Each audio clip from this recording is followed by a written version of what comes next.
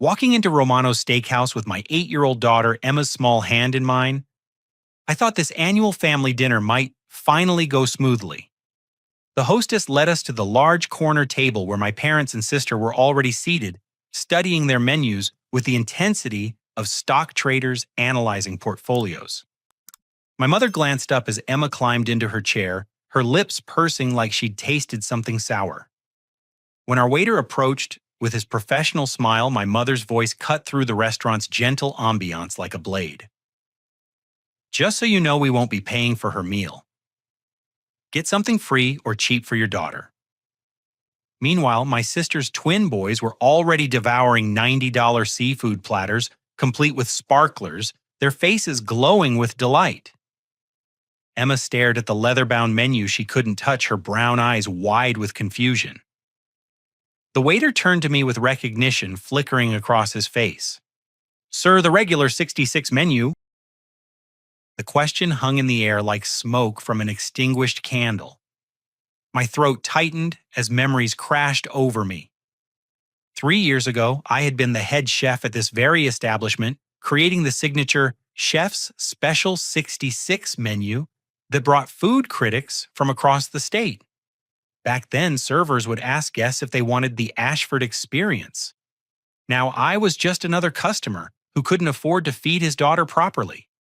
My divorce had stripped away everything I'd built. When my ex-wife Jessica ran off with her personal trainer, she took half my savings, my house, and somehow convinced the court that I owed her spousal support despite her new relationship. The legal fees alone had cost me $30,000, money I didn't have. My parents had watched this financial destruction unfold with the emotional investment of spectators at a tennis match. "The kids' menu will be fine," my father said, not bothering to look up from his prime rib selection. "Chicken fingers and fries, that's what children eat." Emma shifted in her seat, her party dress suddenly looking too fancy for someone relegated to the cheapest options. She had spent an hour getting ready, carefully brushing her hair and picking out her favorite shoes because she thought this dinner was special. My heart cracked watching her realize it wasn't special for her at all. My sister Sarah lounged in her chair like a cat in a sunbeam, her designer jewelry catching the light as she gestured expansively. "Boys, tell Uncle Ashford about your lacrosse tournament?" She commanded her 10-year-old twins, who were too busy demolishing their lobster tails to respond coherently. "We won first place," mumbled Tyler through a mouthful of butter-soaked seafood. "Coach says we might make varsity when we get to high school." "That's wonderful." I managed watching Emma's face as she absorbed the difference in treatment. Sarah's boys were champions celebrated with expensive food. Emma was a burden to be fed as cheaply as possible. The waiter, a young man named David, whom I remembered training 2 years ago, hovered uncertainly. His eyes kept darting between me and the hostile tableau unfolding at our table. Other servers had begun to notice the commotion, whispering among themselves as they recognized the former chef being humiliated by his own family. "Ashford works at that little diner now," my mother announced to no one in particular, her tone suggesting I cleaned sewers for a living. "And he does some kind of delivery job at night. Very busy schedule." She wasn't wrong.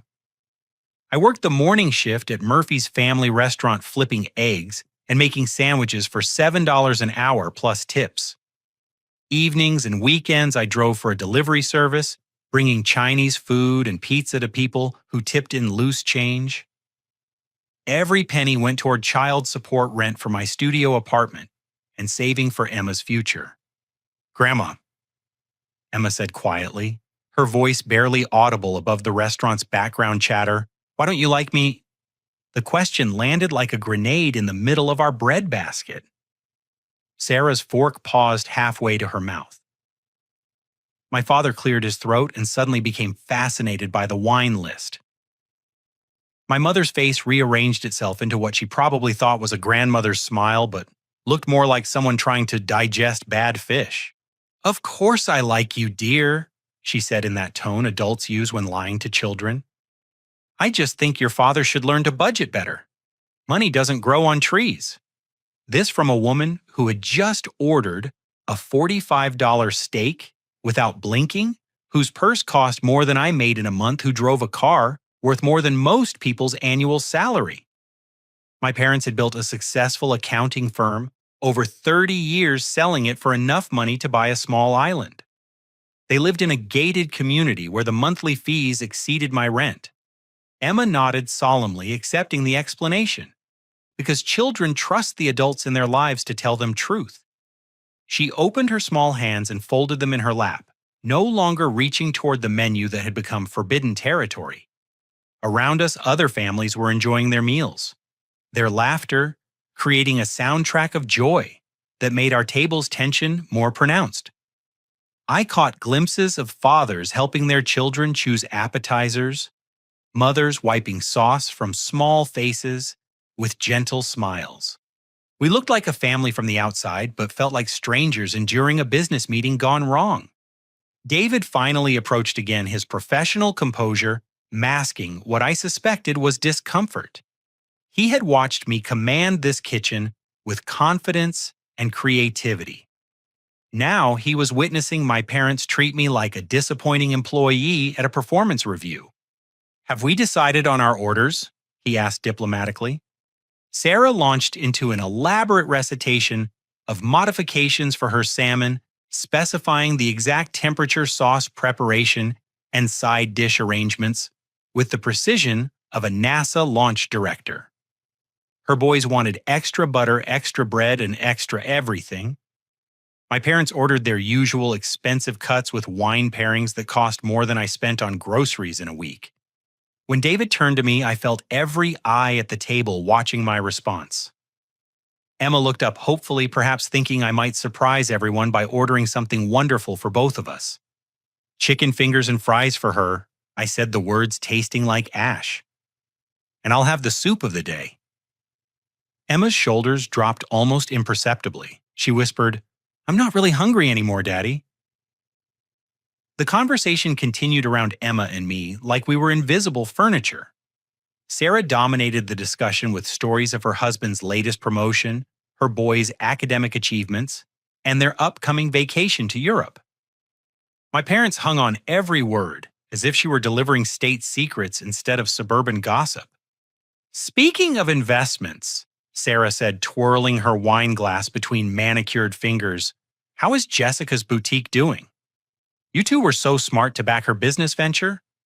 The words hit me like ice water. My fork stopped midway to my mouth, soup dripping back into the bowl.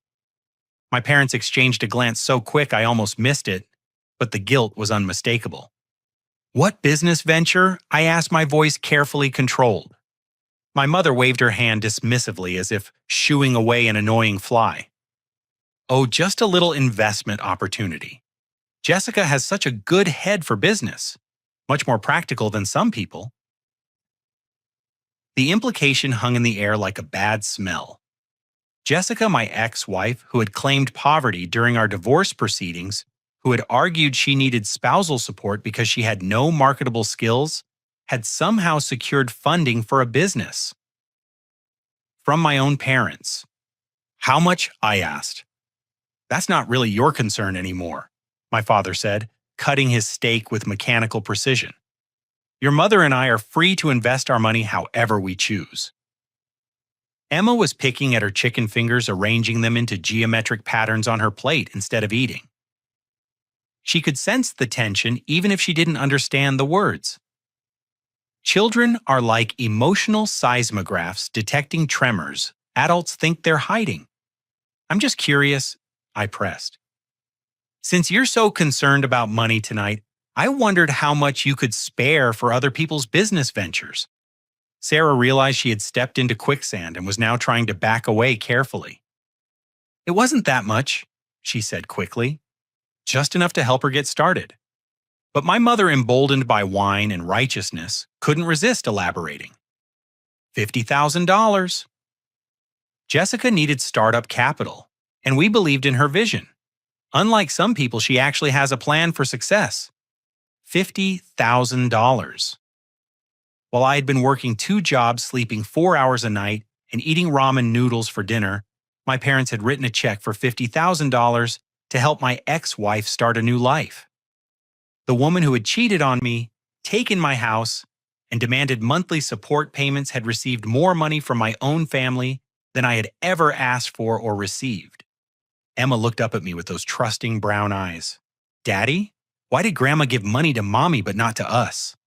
The innocent question was like a knife twisting in an already open wound. How do you explain to an 8-year-old that her grandparents value her mother more than her father? How do you tell a child that sometimes the people who are supposed to love you unconditionally actually love you less than someone who hurt you? "Grown-up stuff, sweetheart," I said, my voice hoarser than intended. Around our table, the restaurant continued its evening rhythm. Servers delivered plates with practiced efficiency. Families celebrated birthdays and anniversaries. Business colleagues closed deals over dessert and coffee. Everyone seemed to be having the kind of evening I had once imagined we might have. I thought about the phone calls my parents had received during the divorce proceedings. Calls they had taken in private conversations that ended abruptly when I entered the room. My mother's mysterious lunch appointments that she never quite explained. My father's sudden expertise in divorce law offering advice that seemed suspiciously well-researched. Marcus, the restaurant manager, appeared at nearby tables, checking on guests with the smooth professionalism that had made Romano's a local institution. When he glanced toward our table, his expression shifted slightly. Recognition followed by something that might have been concern. He had been my friend during my tenure here. We had worked late nights perfecting menu items, shared drinks, after particularly busy services celebrated when food critics wrote glowing reviews. Marcus knew the chef I had been and could see the broken man I had become. My parents continued their conversation as if nothing significant had been revealed. Sarah's boys demanded dessert, pointing at the elaborate confections on nearby tables. Emma asked for nothing, having learned that wanting things only led to disappointment. The revelation about Jessica's business funding was still sinking in. My parents hadn't just refused to help me during my darkest hour, they had actively helped the person who had put me there. It was like discovering that your lifeguards had been secretly teaching sharks to swim faster. "You know," my father said, apparently deciding I needed more education and fiscal responsibility, "if you had made better choices, you wouldn't be in this situation." Jessica saw opportunities and took them. That's what successful people do. Emma was now quietly humming to herself a coping mechanism she had developed during her parents' increasingly hostile interactions. The sound was barely audible, a soft melody that somehow made the whole scene more heartbreaking. I excused myself to use the restroom, needing a moment to process what I had learned and plan my next move. As I stood, Emma looked up with concern. "Are you okay, Daddy?" I managed a smile that probably fooled no one. "Just need a minute, sweetheart. Keep eating your dinner." She nodded solemnly and returned to her chicken fingers, still humming that soft, sad little song. The men's restroom felt like a sanctuary after the emotional battlefield of our dinner table. I splashed cold water on my face and stared at my reflection in the mirror, trying to make sense of what I had just learned. The fluorescent lighting was harsh and unforgiving, highlighting the stress lines that had appeared around my eyes over the past 3 years. The door opened behind me and Marcus stepped in. His expression was serious, almost guilty. "Ashford," he said quietly, "I need to tell you something. I probably should have said this years ago." I turned to face him fully, my stomach already dropping in anticipation of more bad news. "About 6 months before your divorce." Marcus continued checking to make sure we were alone. "I saw your mother here having lunch with Jessica.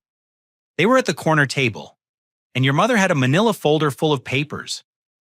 Financial documents from what I could see, bank statements, investment portfolios, property deeds. The words hit me like a physical blow. I gripped the marble counter to steady myself. "I thought you knew," Marcus said quickly. "I figured it was family business planning or something." "Your mother was showing Jessica everything, explaining things, pointing at numbers. They met like that 3 times that I witnessed. Always when you were working the lunch shift at your old place." The pieces fell into place with sickening clarity. My mother hadn't just funded Jessica's business after the divorce, she had provided intelligence before it. She had given Jessica a complete financial picture that allowed her legal team to maximize their demands. My own mother had armed my wife with the ammunition needed to destroy me. Jesus, I whispered. I'm sorry, Marcus said. I thought you were all working together on some kind of family financial planning. When the divorce happened, I realized, but you were already gone and I didn't know how to bring it up. I thanked him and asked for another few minutes alone. When he left, I leaned against the counter and forced myself to think clearly. The betrayal was deeper than I had imagined, but anger wouldn't help Emma. Strategy would. I pulled out my phone and opened the voice recorder app. If my parents wanted to continue this conversation, I would make sure every word was preserved. Years of legal battles had taught me that documentation was everything. When I returned to the table, Emma was sitting quietly, while Sarah's boys demolished ice cream sundaes that probably cost more than my grocery budget. My parents were discussing their upcoming cruise to the Caribbean, a 3-week vacation that cost more than I made in 6 months. Feeling better? My mother asked with false sweetness. Much better, I said, settling back into my seat and discreetly starting the recording app. I was just thinking about what you said regarding Jessica's business. My father perked up, always eager to deliver lectures about financial responsibility and proper life choices. What about it? Well, I said, keeping my tone conversational. I'm curious about the timing. When exactly did you decide to invest in her boutique? Emma was listening without appearing to listen, the way children do when adults are discussing important things they're not supposed to understand. She continued eating her chicken fingers with methodical precision, but her ears were tuned to every word. It was after the divorce was finalized, my mother said. Jessica approached us with a solid business plan. Very professional presentation. She had done her research, identified her target market, projected realistic returns. Everything your father and I look for in an investment opportunity. I nodded thoughtfully. That's impressive. Did she have help preparing all that research and analysis? Sarah was now paying attention, sensing undercurrents she couldn't quite identify. Her boys were arguing over who got the cherry from their shared dessert, oblivious to the adult conversation unfolding around them. I may have given her some guidance, my mother admitted. She's a bright girl, but she needed help understanding the financial landscape. I explained how business valuations work, showed her examples of successful boutique operations, helped her understand profit margins and cash flow projections. Each word was another nail in the coffin of any future relationship I might have with my parents. They had not only funded my ex-wife's new life, they had personally tutored her in how to maximize her take from our marriage's destruction. That was generous of you, I said. Did this guidance happen before or after she filed for divorce? The question hung in the air like a chandelier with a fraying chain. My father's fork paused midway to his mouth. Sarah's eyes widened slightly as she began to understand the implications of the conversation.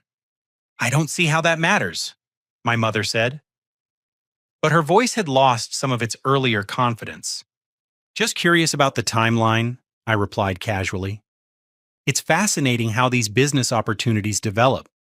Emma finished her meal and placed her fork neatly beside her plate, a habit I had taught her that reminded me of countless dinners when it was just the two of us sharing pizza and practicing table manners in my tiny apartment. She was the one bright spot in my demolished life. The reason I got up every morning and worked jobs that barely paid enough to survive. The waiter appeared to clear plates and offer dessert menus. Sarah's boys immediately began demanding elaborate ice cream creations. Emma shook her head politely when offered dessert, having learned that wanting things only led to disappointment and lectures about money. Actually, my father said, apparently deciding the conversation needed more clarity, your mother began helping Jessica understand her financial situation several months before the divorce proceedings began. It was clear the marriage was heading toward dissolution, and we wanted to make sure she was prepared for independent life. The admission was so casual, so matter-of-fact, that it took a moment for the full weight to register. My own father had just confessed to helping my wife prepare for divorce while I was still trying to save the marriage. They had been actively working to ensure my financial destruction while I was attending counseling sessions and buying flowers in hopes of reconciliation. Emma tugged on my sleeve gently. "Daddy, can we go home soon?" Her quiet request reminded me that this conversation was happening in front of my daughter, who didn't need to absorb any more adult toxicity than she already had. But I needed a few more minutes to complete the picture that was emerging. "Of course, sweetheart," I said, stroking her hair. "Just a few more minutes." She nodded and returned to folding her napkin into increasingly complex geometric shapes, a nervous habit that broke my heart every time I witnessed it. Children shouldn't need coping mechanisms for family dinners. My phone was still recording every word, capturing not just the admissions, but the casual tone in which my parents discussed their betrayal. They weren't even ashamed of what they had done. In their minds, they had simply made a smart business decision backing the winner and abandoning the loser. The restaurant around us continued its evening rhythm. But our table had become an island of dysfunction in a sea of normal family interactions. I caught glimpses of other fathers helping their children with dessert, other grandparents delighting in their grandchildren's stories. We were the family that other diners probably glanced at with pity or discomfort, sensing something broken in our dynamics. Marcus appeared at the edge of my vision, professionally attending to other tables, but keeping one eye on our situation. Several servers had begun to hover nearby, recognizing the former chef and witnessing his humiliation. The whispered conversations among staff members were becoming more frequent and less discreet. I realized that this dinner would end exactly like all the others, with Emma disappointed me, humiliated, and my parents satisfied with their superiority, unless I changed the script entirely. Standing up slowly, I placed my napkin beside my plate with deliberate calm. "Mom, Dad, could I speak with you privately for a moment? Sarah, would you mind keeping an eye on Emma?" My sister nodded, looking relieved to be excluded from whatever confrontation was brewing. Emma looked up at me with those trusting brown eyes, and I managed a reassuring smile. "Just boring grown-up talk, sweetheart. I'll be right back." She nodded and returned to her napkin origami, humming that soft melody that had become her soundtrack for survival. I led my parents to a quiet corner near the restaurant's entrance, away from other diners but still within view of our table. Emma sat with Sarah, carefully arranging her napkin into increasingly elaborate patterns, while my sister scrolled through her phone with the attention span of a goldfish. "What's this about?" my father asked impatiently, checking his expensive watch as if my emotional crisis was interfering with his schedule. "I want to understand something," I said, my voice calm and measured. "You've been very clear tonight about your financial priorities. Jessica gets $50,000 for a business venture. Sarah's boys get $90 seafood platters. Emma gets chicken fingers and lectures about money. I'm trying to understand the logic behind these choices." My mother's face pinched into its familiar expression of irritation. "Ashford, we've been through this. Life is about making smart decisions. Some people make them, others don't.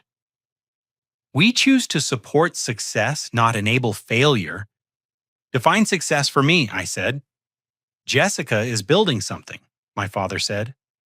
"She's creating value, generating income, contributing to the economy. You're flipping eggs and delivering Chinese food. The difference is obvious."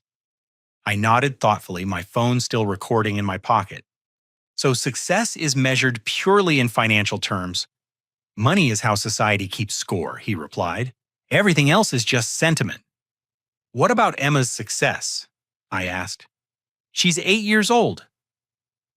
She gets straight A's. She's learning piano. She volunteers at the animal shelter on weekends." "How do you measure her success?" "Children are investments in potential," my mother said dismissively. "Some investments pay off, others don't. We've learned to back winners." The casual cruelty of reducing my daughter to a financial investment took my breath away. but I needed them to keep talking to provide more evidence of their twisted value system. Tell me more about your investment strategy, I said. How did you decide Jessica was worth $50,000? My parents exchanged a glance and I could see them weighing how much to reveal. Pride won over caution, as it usually did with people who believed they were smarter than everyone around them. Jessica came to us with a comprehensive business plan, my mother said. She had researched the market, identified a profitable niche, and demonstrated clear understanding of financial management. Unlike some people, she knew how to present herself professionally. How did she develop this financial expertise so quickly? I asked. During our marriage, she couldn't balance a checkbook. She's obviously more capable than you gave her credit for, my father said. We provided some guidance about business fundamentals, helped her understand market analysis and profit projections. When did this guidance begin? Several months before the divorce, my mother said. It was clear the marriage wasn't working, and we wanted to help her prepare for independence. Each admission was another piece of evidence. My parents had not only funded Jessica's business, they had actively prepared her for divorce while I was still trying to save our marriage. They had provided intelligence about our family finances, coached her in business presentations, and bankrolled her new life. Did you share information about my finances during these guidance sessions? I asked. She needed to understand her situation completely, my father said. We showed her investment portfolios, property valuations, retirement accounts. Knowledge is power in business negotiations. There it was. The complete confession. My parents had given Jessica a detailed map of our family's financial landscape, enabling her legal team to maximize their demands during divorce proceedings. They had armed my enemy with intelligence, and then acted surprised when she used it effectively. I see, I said quietly. Look, son. My father said, his tone shifting to what he probably thought was paternal wisdom. Sometimes you have to cut your losses. Jessica has potential. You've had 3 years to get back on your feet, and you're still working entry-level jobs. At some point, we have to invest our resources where they'll generate the best returns. What return are you expecting from Emma? I asked. That depends on her upbringing, my mother said. Children reflect their environment. If she's raised with proper values and realistic expectations, she might become worthwhile. If she's raised to believe the world owes her something, she'll end up disappointed. The irony was breathtaking. My parents, who had inherited wealth and married money, were lecturing an 8-year-old about entitlement. They had never worked a minimum wage job, never worried about rent money, never chosen between groceries and gasoline. Yet they felt qualified to judge the worthiness of a child whose biggest crime was having a father who had failed to meet their financial expectations. I glanced back toward our table where Emma sat patiently waiting for my return. She caught my eye and smiled a genuine expression of love and trust that highlighted the contrast between her innocence and her grandparents' calculated cruelty. I understand your position now, I said. Thank you for clarifying your investment strategy. Good, my father said, apparently believing he had educated me in proper life management. It's time you accepted reality and started making better choices. As we walked back toward the table, I noticed Marcus hovering near the kitchen entrance, his expression concerned. Several servers were glancing in our direction, their whispered conversations becoming more animated. The entire restaurant staff seemed aware that something significant was unfolding. Emma looked up hopefully as I approached. Are we going home now, Daddy? Soon, sweetheart, I said, settling back into my seat. I just need to take care of one more thing. Sarah's boys had finished their dessert and were now arguing over who would get the leftover whipped cream. My sister was still absorbed in her phone, occasionally making supportive noises about their sugar-fueled negotiations. I pulled out my phone and stopped the recording app. 43 minutes of detailed confessions about financial manipulation, coaching my ex-wife for divorce, and reducing my daughter to a questionable investment. Enough evidence to reopen divorce proceedings and pursue charges for fraud and conspiracy.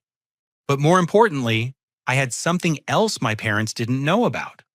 Something that would shift the balance of power at this table permanently. Actually, I said, my voice carrying a new confidence that made everyone look up. I have an announcement to make. Emma perked up with interest. Sarah finally looked away from her phone. My parents prepared to endure whatever pathetic declaration they expected from their disappointing son. I was about to change everything. Before I make my announcement, I said, reaching into my jacket pocket, I want to share something interesting that happened this week. I placed a small digital recorder on the table next to the bread basket. My father's eyes narrowed as he recognized the device. I've been working with a lawyer for the past 6 months, I continued. Someone who specializes in divorce fraud and financial manipulation. We've been building a case against Jessica and anyone who aided her in concealing assets or providing insider information during our divorce proceedings. My mother's face went pale. The confident smirk that had dominated her expression all evening vanished like smoke in wind. You see, I said, pressing play on the recorder, conspiracy to defraud in divorce proceedings is a felony in this state.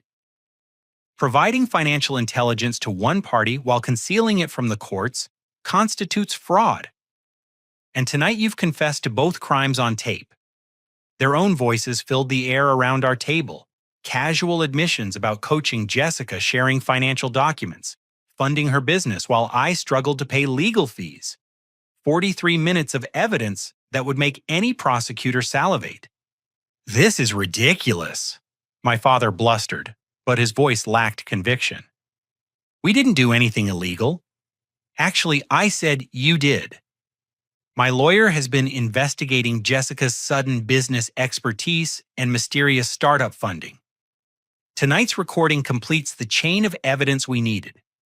You helped her hide assets that should have been disclosed during proceedings.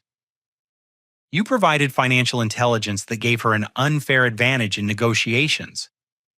And you did it while claiming to be neutral parties. Sarah was now paying complete attention, her phone forgotten as she realized her parents might have committed serious crimes.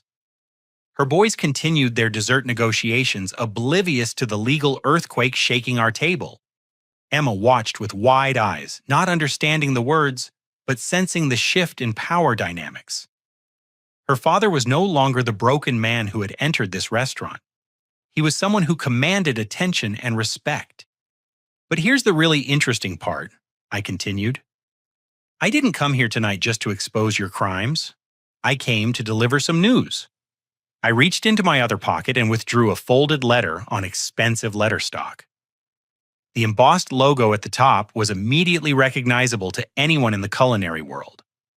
3 months ago, I started interviewing for executive chef positions at high-end establishments, not because I needed to, but because I wanted to. It turns out that my reputation in the culinary world wasn't as damaged as you assumed. I unfolded the letter and placed it on the table where everyone could see the letterhead. This is from the Meridian, the 5-star resort that just opened downtown. They've offered me the position of executive chef with a starting salary of $120,000 per year, plus profit sharing, plus housing allowance. The number hit the table like a bomb. My father's mouth opened and closed without sound. Sarah leaned forward to read the letter, her eyes widening as she absorbed the details. This is from Coastal Cuisine Group, I said, producing a second letter. Executive chef position at their flagship restaurant. $135,000 base salary, plus bonuses tied to revenue growth. They're projecting I could earn over $200,000 in the first year. Emma was watching my parents' faces change, understanding that something important was happening, even if she couldn't grasp the specifics. For the first time in years, she was seeing adults treat her father with shock instead of contempt. And this, I said, placing the third letter ceremoniously on the table, is from celebrity chef Roland Marcus. You know, the guy with 3 James Beard Awards and his own television show. He's opening a restaurant in New York and wants me as his executive sous chef. The salary starts at $150,000 with a clear path to head chef when he opens his second location. The silence at our table was deafening. Around us, the restaurant continued its evening rhythm, but our corner had become frozen in time. My parents stared at the letters as if they were written in hieroglyphics. "So you see," I said, gathering the offers and returning them to my pocket, "your investment strategy was flawed. You backed the wrong horse." Sarah found her voice first. "Why didn't you tell us about these opportunities?" "Because I said simply, you made it clear that my success or failure wasn't your concern. You chose to support Jessica instead of your own son. You wrote me off as a bad investment while secretly funding my ex-wife's business venture. Why would I share good news with people who celebrated my failures?" My mother was frantically trying to calculate the implications. If I was earning executive chef wages, I could afford better lawyers, challenge the divorce settlement, and potentially expose their role in the fraud. Their comfortable retirement could become very expensive very quickly. "Now," I said, standing up and helping Emma with her jacket, "we're going to leave. Emma, thank your grandparents for dinner." My daughter, raised to be polite, even in difficult circumstances, turned to my parents with perfect manners. "Thank you for dinner, Grandma and Grandpa." They managed weak smiles and awkward responses, their minds clearly racing through legal implications and social embarrassment. How would they explain to their country club friends that their failure son was now more successful than they had ever imagined? "Oh, and one more thing," I said, pausing at the edge of the table. "My lawyer will be contacting you next week about the divorce fraud case. You might want to start looking for legal representation." As Emma and I walked toward the exit, I heard my father's voice calling after us. "Son, wait. Let's discuss this reasonably." But I didn't turn around. For 3 years, they had made their position clear. I was a disappointment, a bad investment, someone to be written off and forgotten. Tonight, they had learned that their evaluation was wrong, but more importantly, they had revealed their true character. People who would betray their own son and humiliate their granddaughter for sport weren't worth having in our lives, regardless of their bank account balance. Emma slipped her hand into mine as we walked through the restaurant. "Daddy, are those letters real?" "Very real, sweetheart." "Are you going to take one of the jobs?" I squeezed her hand gently. "We'll talk about it together and decide what's best for both of us." She nodded solemnly, understanding that our life was about to change in ways she couldn't yet imagine. But for the first time in years, those changes would be positive. Behind us, I could hear urgent, whispered conversations at our abandoned table. My parents were probably trying to convince themselves that the letters were fake, that their assessment of my failures had been correct. But the evidence was overwhelming, and soon they would have to face the reality that they had chosen the wrong side in every important decision. We were almost to the exit when a familiar voice called my name. Ashford Thompson." I turned to see James Romano himself, striding toward us, his arms outstretched in greeting. The restaurant's owner was a legend in the local culinary scene, a man whose approval could make or break careers. Emma instinctively moved closer to me, uncertain about this enthusiastic stranger. "James," I said, extending my hand, "good to see you." He ignored my hand and embraced me like a long-lost brother, his voice carrying across the dining room with the projection of someone accustomed to commanding attention. "Marcus told me you were here tonight. I drove straight from the country club to catch you before you left." Every conversation in the restaurant seemed to pause. Other diners turned to observe this unexpected reunion, their curiosity piqued by James's obvious excitement. At our abandoned table, my parents sat frozen, watching this development with growing alarm. "This must be Emma," James said, kneeling to my daughter's eye level. "Your father used to talk about you constantly when he worked here. You're even more beautiful than he described." Emma blushed and hid partially behind my leg, but I could see her pleasure at the compliment. She wasn't accustomed to adults treating her like she mattered. "James, this is my daughter Emma," I said formally. "Emma, this is Mr. Romano. He owns this restaurant." "It's an honor to meet you, Miss Emma," James said with mock solemnity, offering her a slight bow that made her giggle. Your father was the best chef this place has ever seen. He stood and turned to me, his expression shifting to serious business mode. I owe you an apology, my friend. When you were going through your divorce, I should have supported you instead of worrying about bad publicity. That was cowardice on my part, and I've regretted it every day since. The admission carried across the dining room like a dinner bell. Conversation stopped entirely as other patrons strained to hear this unexpected drama unfolding near the exit. I heard through the industry grapevine that you've been getting some interesting offers lately, James continued. Roland Marcus called me personally to ask about your work ethic and creativity. I told him the truth. You're the most talented chef I've ever had the privilege to work with. Emma was watching this exchange with fascination, beginning to understand that her father commanded respect in ways she had never witnessed. The broken man who worked double shifts and ate ramen noodles was apparently someone important in this glittering world of white tablecloths and crystal glasses. I have a proposition for you. James said, his voice rising slightly so the entire restaurant could hear. I want you back as executive chef. Not just any executive chef, but as my partner. 40% ownership in the restaurant, complete creative control over the menu, and a salary that starts at $160,000 per year. The number echoed through the dining room like a gunshot. At nearby tables, I could see patrons exchanging glances and whispered comments. At our former table, my parents looked like they were attending their own funeral. The industry has missed your talent, Ashford, James continued. Food critics still ask me when you're coming back. Customers request dishes you created 3 years ago. You're not just a chef, you're an artist, and this restaurant needs its artist back. Emma tugged on my jacket and whispered, Daddy, is that a lot of money? Yes, sweetheart, I whispered back. That's enough money so you never have to worry about chicken fingers again. She smiled with understanding beyond her years, recognizing that this moment represented safety and security she had never experienced.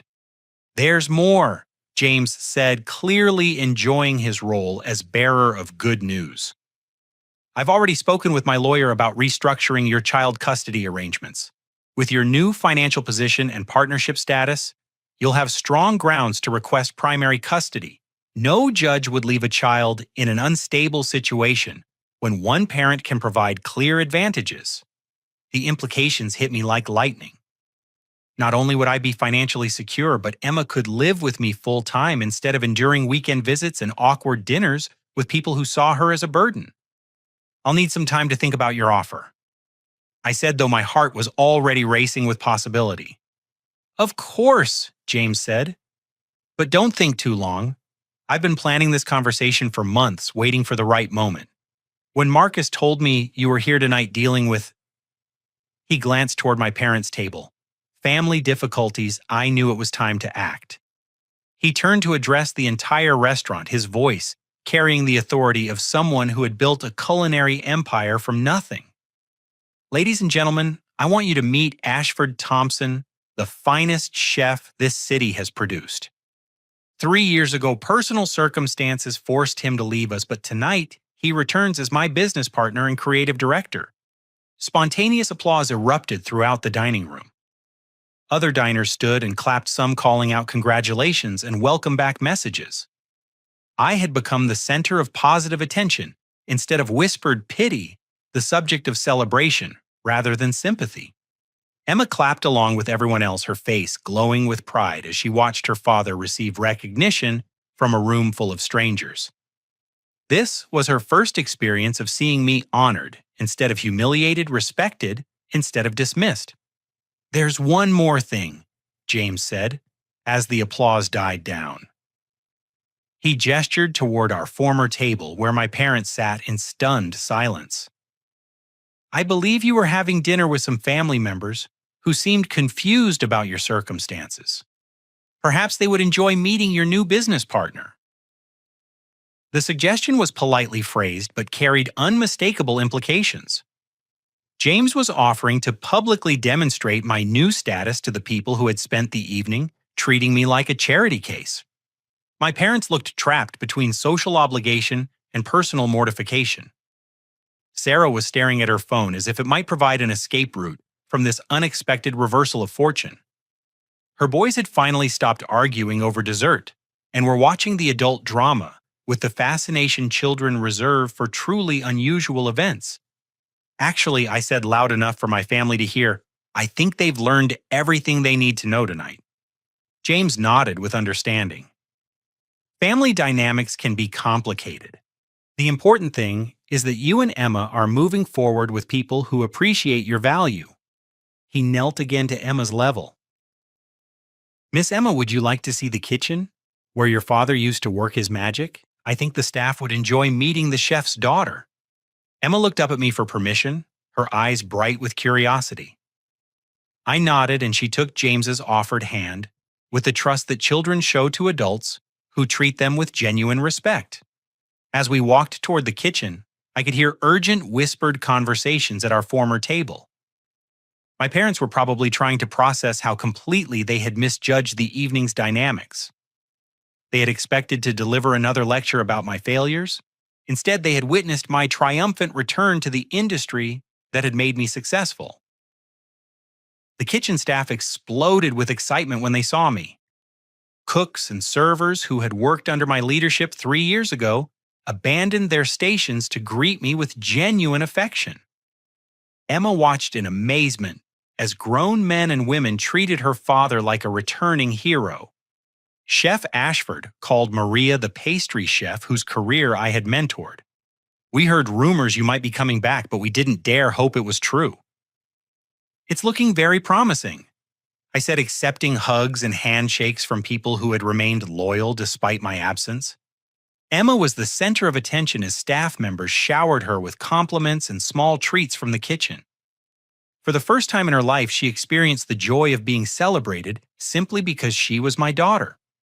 Through the kitchen service window, I could see our former table. My parents were still sitting in frozen silence, their expensive meal forgotten, as they contemplated the wreckage of their assumptions. Sarah was frantically texting someone, probably her husband, trying to explain how their family dinner had become a public relations disaster. Justice was being served, but not in the way I had expected. I hadn't destroyed my parents through legal action or financial retaliation. Instead, I had simply revealed the truth: their judgment had been wrong, their cruelty unnecessary, and their values fundamentally flawed. Emma tugged on my sleeve. Daddy, can we come back here tomorrow? Would you like that, sweetheart? She nodded enthusiastically. Everyone here is so nice to us. The contrast was unmistakable. In this kitchen, surrounded by people who valued skill and character over bank account balances, Emma was treated like treasure. At my parents' table, she had been an unwanted expense. James appeared beside us, his expression satisfied. So, Ashford, what do you think, ready to come home? 6 months later, Emma and I stood in the private dining room of Romano's, celebrating the restaurant's inclusion in the prestigious Michelin Guide. The review specifically mentioned the inspired leadership of executive chef and partner Ashford Thompson, whose innovative seasonal menu represents a masterful blend of classical technique and contemporary creativity. Emma wore a new dress, navy blue, with small silver stars that caught the light when she moved. She had chosen it herself from the children's boutique downtown, using her allowance from helping me test new recipes on weekend mornings. The concept of spending money for things she actually wanted was still new and wonderful to her. Daddy, look, she said, pointing to the framed review on the wall. They wrote your name in fancy letters. They certainly did, sweetheart. The evening had been perfect. Local food critics, restaurant industry leaders, and city officials had gathered to honor our achievement. Emma had charmed everyone with her questions about cooking techniques and her obvious pride in her father's success. She was no longer the quiet, anxious child who had sat at this very table 6 months ago, afraid to want anything. My phone buzzed with a text from my lawyer. Custody hearing went better than expected.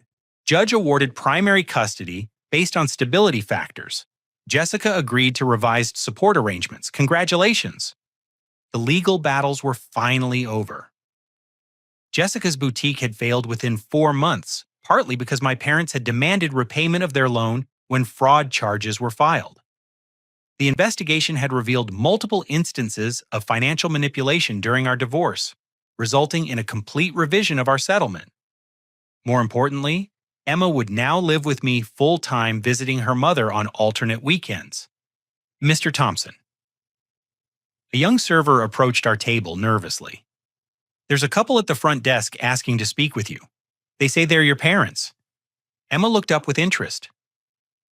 She hadn't seen her grandparents since our dinner 6 months ago, though they had sent a few awkward birthday gifts and holiday cards that felt more like legal documents than expressions of love. Tell them I'll be right there, I said. In the restaurant's elegant foyer, my parents waited with the uncomfortable posture of people unsure of their welcome. My mother clutched a small wrapped package. My father held an envelope that looked suspiciously like a legal document. Ashford, my mother said tentatively. Congratulations on the Michelin recognition. We read about it in the newspaper. Thank you. The silence stretched awkwardly between us. 6 months ago, they had been confident judges of my failures. Tonight, they were supplicants seeking audience with someone whose success they could no longer deny. We brought something for Emma, my mother said, offering the package with hesitant hope. Inside was a beautiful music box with a ballerina that danced to Chopin's Minute Waltz. Emma's piano lessons had progressed to the point where she could play simplified versions of classical pieces, and this gift showed actual attention to her interests rather than generic, age-appropriate items. It's beautiful, Emma said politely. Thank you, Grandma. My father cleared his throat and extended the envelope. This is for you. A formal apology and a proposal for moving forward. The document was surprisingly thorough acknowledgement of their role in the divorce fraud acceptance of legal consequences agreement to pay my legal fees and a detailed plan for rebuilding our relationship based on respect rather than financial judgment. We were wrong, my mother said simply. About everything. About you, about Jessica, about what makes a person valuable. We let money corrupt our judgment and damaged relationships that should have been treasured. Emma watched this conversation with the intensity children bring to important adult moments. She was old enough to understand that her grandparents were apologizing for treating us badly, but young enough to hope that apologies might lead to better treatment in the future. The legal settlement covered the financial aspects, I said. But Emma and I need to know that any future relationship will be based on unconditional love and respect, not performance metrics. We understand, my father said. We've enrolled in family therapy to work on our issues with control and conditional affection. The therapist helped us realize that we were repeating patterns from our own childhoods, using money as a weapon instead of a tool. It was more self-awareness than I had expected from people who had seemed incapable of introspection. Perhaps losing their sense of superiority had forced them to examine their behavior honestly for the first time. Emma, I said, how would you feel about having dinner with your grandparents sometime, just us, no fancy restaurants or complicated family dynamics? She considered the question seriously, weighing her limited but painful memories against the possibility of grandparents who might actually enjoy her company. Could we cook dinner at our house? She asked. I want to show them my room and my piano playing. That sounds perfect, sweetheart. My mother's eyes filled with tears at Emma's generous offer to welcome them into our home, despite their previous treatment. Children have an infinite capacity for forgiveness when adults demonstrate genuine change. We'd be honored, my mother said, her voice thick with emotion. As my parents prepared to leave, my father turned back with one final observation. You know, son, watching you rebuild your life from nothing taught us something important. Real success isn't about avoiding failure. It's about how you respond when everything falls apart. You responded with grace and determination. We responded with judgment and abandonment. I hope we can learn from your example. After they left, Emma and I returned to our celebration dinner. She was quiet for several minutes processing the unexpected reunion and its implications for our future. "Daddy," she said finally, "do you think people can really change?" "I think people can choose to change when they realize their behavior is hurting people they love. Your grandparents lost us because of their choices. Maybe losing us taught them something important." "Will we be a real family again?" "We'll always be a real family, sweetheart. You and me no matter what. Other people can choose to join our family if they treat us with love and respect. But our family starts with us." She nodded with the wisdom of a child who had learned early that love must be earned through actions, not just words. Around us, the restaurant hummed with the energy of success built on talent, integrity, and perseverance. The kitchen staff worked with precision and pride, creating dishes that would be remembered long after the last customer went home. Food critics would write glowing reviews. Customers would make special occasions of their meals here, and young chefs would compete for the opportunity to learn from our team. But the real success was simpler. Emma laughed freely, now asked for things she wanted without fear, and fell asleep each night confident that tomorrow would bring security and love. She attended a school she loved, had friends who came to our house for sleepovers, and was learning that adults could be trusted to keep their promises. 2 years later, Romano's earned its first Michelin star, and Emma cut the ribbon at our second location. The ceremony was attended by the mayor, food critics from 3 major newspapers, and both sets of grandparents who had learned to celebrate our achievements without trying to control them. In my office, I keep the recording from that terrible family dinner as a reminder of how quickly life can change when you refuse to accept other people's limitations. But I also keep Emma's hand-drawn thank you notes from cooking classes we teach together at the local community center, because the greatest measure of success isn't professional recognition or financial security. It's knowing that the child you're raising will grow up understanding her own worth, will never accept cruelty disguised as wisdom, and will build relationships based on love rather than calculation. The evening of our Michelin celebration, as Emma practiced piano in our apartment above the restaurant, I realized we had achieved something more valuable than professional success or financial security. We'd built a life based on mutual respect, unconditional love, and the understanding that family means choosing to support each other's dreams rather than judging each other's failures. Emma's music drifted through our home, no longer the soft, anxious humming of a child, afraid to take up space, but confident melodies, played by someone who knew she was loved for exactly who she was. Sometimes the greatest victory isn't defeating your enemies. It's building a life so filled with love and purpose that their opinions become irrelevant. Emma and I had learned that lesson together, one day at a time, one meal at a time, one moment of choosing love over fear. Have you ever had to cut toxic family members out of your life to protect yourself or your children?